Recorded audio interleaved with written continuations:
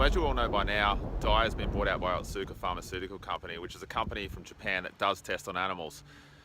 A lot of people are saying they don't want to support Daiya anymore and that they've sold out, and I agree. I think it's a real shame that they've been bought out by a big company that does exploit animals. But it got me thinking about, can we be consistent? If we were to not support Daiya, what about all the other companies that we support? What about the restaurants we go to? What about the supermarkets we buy our food in? What about brands that products that we buy that might be from brands that aren't 100% vegan, but we still support the company, we still support the supermarket, we still support the restaurant, which are all contributing to animal exploitation and animal abuse and perpetuating that cycle. But it's hard, isn't it? Because I'm not saying I'm right. I'm really just trying to process my thoughts here. But I'm thinking that, like, if I was to say, yeah, I don't support Daiya, then I'd have to completely go off the grid and not support any company that does any form of animal exploitation, which would nearly be impossible. I'd have to grow my own fruits and vegetables and only support vegan companies.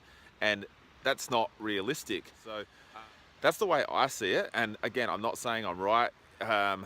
Maybe if you think I'm wrong, and if you think you've thought about it enough in a way that we can be consistent in only supporting vegan companies, just for sure, get in touch, leave a comment.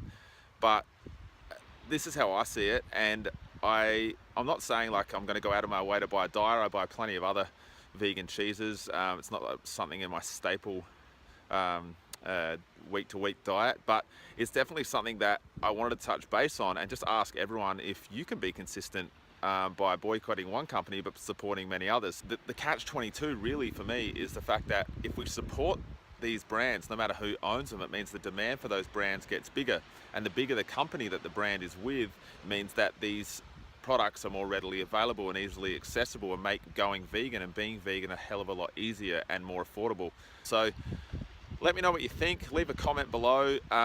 Again, you know, people tend to sort of jump down my throat as soon as I say something, but at the same time, I'm actually asking for your opinion, and I'm not saying I'm right. So if you think you're right, or you've got an opinion that differs to mine, leave a comment, let's discuss.